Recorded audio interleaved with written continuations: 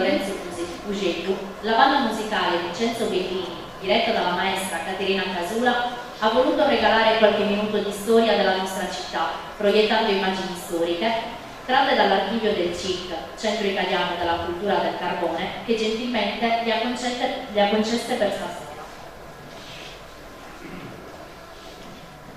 Indiana Jones è il regno del teschio di cristallo, è un film d'azione e di avventura di Steven Spielberg del 2008.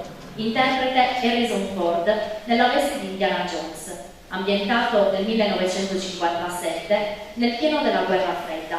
Indy e il suo compagno sono appena sfuggiti ad un agente sovietico.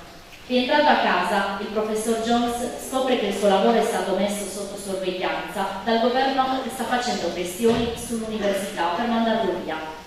Sulla sua strada Indy incontra un giovane ribelle, Nut, che gli propone di unirsi a lui nella ricerca di un importante oggetto archeologico, il teschio di cristallo di Akator, oggetto di venerazione e paura. Colonna sonora di John Williams, arrangiamento per banda di Ralph Ford. Il brano che ascolterete contiene i seguenti temi: La chiamata del cristallo, i russi, le avventure di Nut, il viaggio di Akator, il tema di Melion e infine la marcia dei predatori. Dirige la maestra Caterina Casula.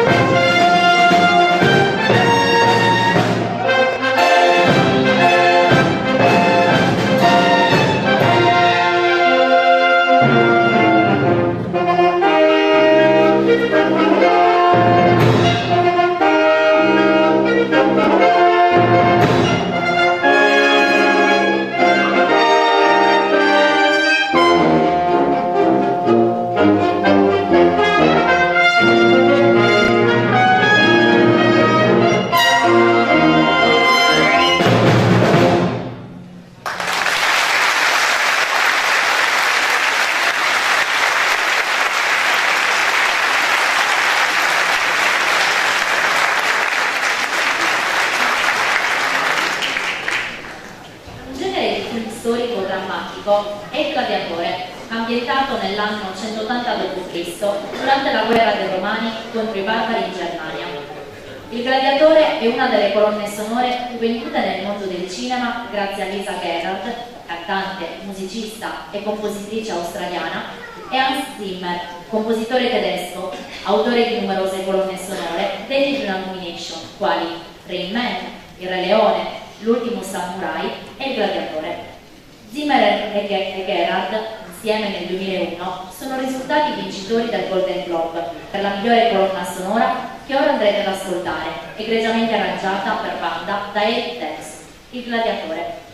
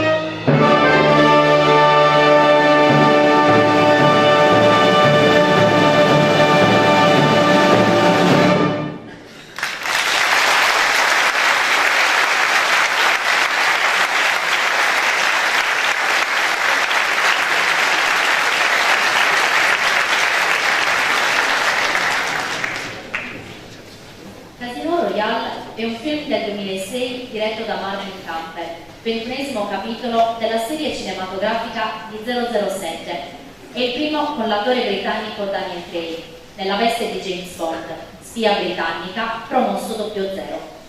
Bond si mette sulle tracce di alcuni finanzieri che riciclano il denaro sporco, proveniente dalle casse dei dittatori di mezzo mondo.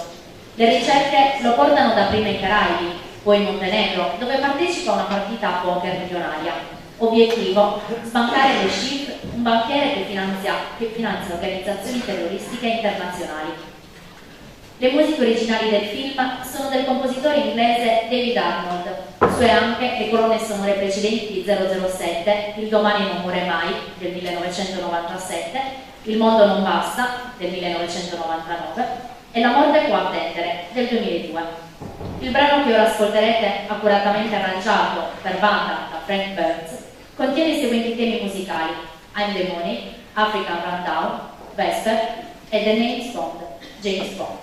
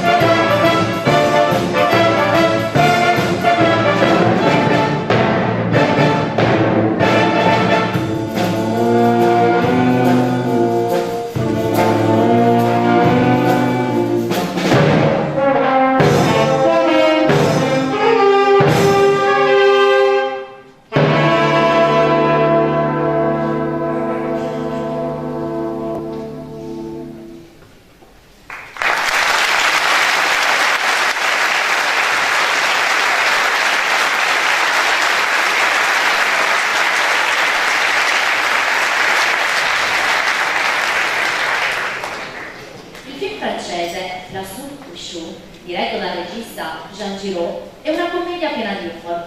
La data di uscita del film risale al 2 dicembre 1981 e vede protagonisti attori come Louis de Funès e Jacques Villeray. Tutto accade una notte. Un pacifico extraterrestre, proveniente dal pianeta Oxo, bussa alla porta di due vecchi amici che vivono in completo ritiro dalla civiltà in una piccola provincia contadina francese. L'extraterrestre è attirato dalle conseguenze digestive di una zuppa di cavoli che i due hanno appena mangiato. Naturalmente costoro, obbedendo ai doveri dell'ospitalità, rifocillano lo straniero e gli offrono una pentola di zuppa da portare a casa. Il successo della zuppa sul pianeta Oxo spinge gli alieni a contraccambiare tanta generosità e il visitatore, tornato sulla Terra, resuscita con i suoi straordinari poteri la ventenne moglie di uno dei due, morta 30 anni prima.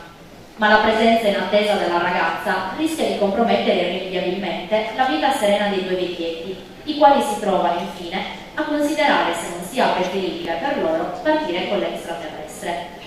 Ascolterete ora un arrangiamento per banda di Tony Chazot che racchiude i 4 movimenti: introduzione, solitudine, Oxo la terra e il finale, i migliori temi musicali di questo capolavoro cinematografico.